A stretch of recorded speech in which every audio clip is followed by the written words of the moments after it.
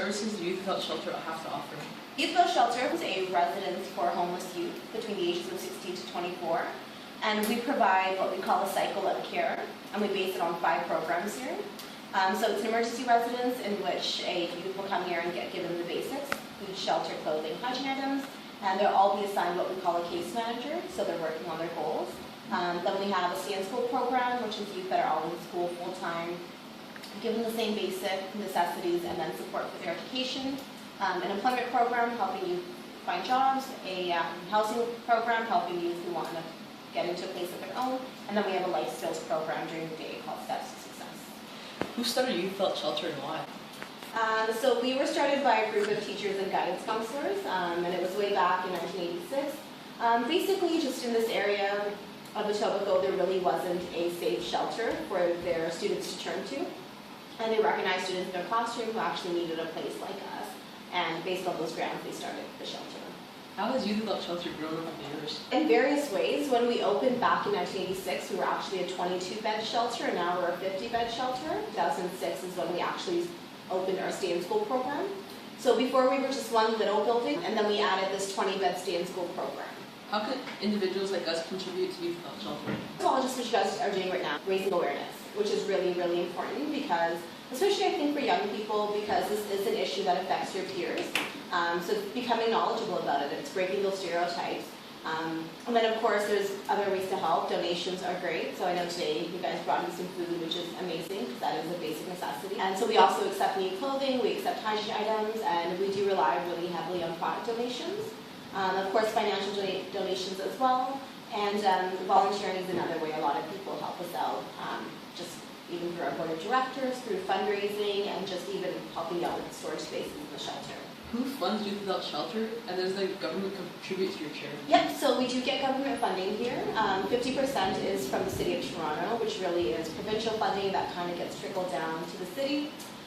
We also are a United Way member agency, so that means the United Way in Toronto will give us, it's probably about 7 to 8% of our funding right now, and then the remaining 42% is really just what we fundraise on our own. So that's a mix of, even donations that come in. It's a mix of grants such as Ypi, and just individual donations as well. How does Youth Without Shelter create a sense of home and comfort for its guests? First of all, when you guys came in, I was talking about confidentiality and privacy. So that is our #1 policy. We want all our youth here to feel safe because a lot of them are unfortunately fleeing just unsafe situations. So they know when they're here that they can rely on our staff. If somebody came up to the door and asked if so-and-so was here, we can't disclose that information. In other ways, it's just our environment here. First of all, the model that we work on in terms of our case management is called a resiliency-based model. Basically what this means is when we're talking to our youth, we're not asking questions like, why are you here? What brought you here? It's more so, where do you want to go? What are your strengths, and how can we build on those to really get you on your own 2 feet? Every inch of the building is painted in a different way. We use a lot of color, there's a lot of motivational quotes, just so when you're walking through, it's not like plain white walls, it's not like an institution, but we do try to make it their home. The money that comes in, where does most of it go? And can you give us a breakdown if possible? Well, our funding, it's used for various things.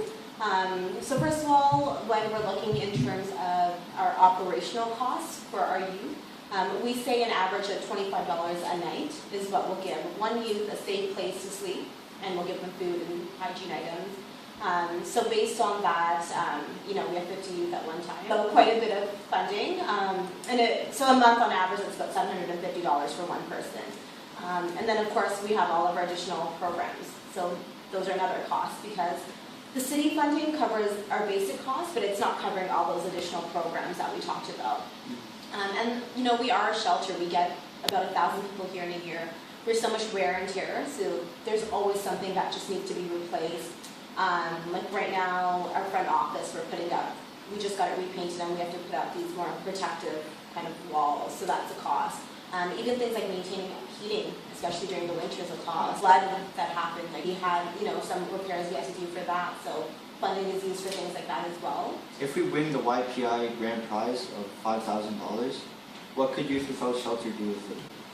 So for us with the $5,000 is we would direct it towards supporting that idea of one youth a night. for $25. So with $5,000, we could support one youth for 200 nights. On average, how long do the residents stay at Ypi Project? So it's different on both sides. So with the emergency residents, an average is probably a few weeks to a few months. We definitely have cases of someone who, will just come for a few nights. They might just come for a week. We also, on our Stay in School program, it's a bit more of a longer-term, stable environment. So youth on that side can even stay for up to a year, even 2 years, depending on their situation. But a really key thing that we do see here, and I was telling you I've been here for 4 years, so what I've seen is a lot of in and outs. So there's a youth that could be here when I started working here, and then 2 years later they'll come back for whatever reason, something happens. Sometimes they're here for 2 months, they leave, they're back 3 months later. So some of them unfortunately do end up going through, not breaking out of that cycle of youth homelessness. So we really want to work with them so that they can get on their own 2 feet, especially before the age of 25.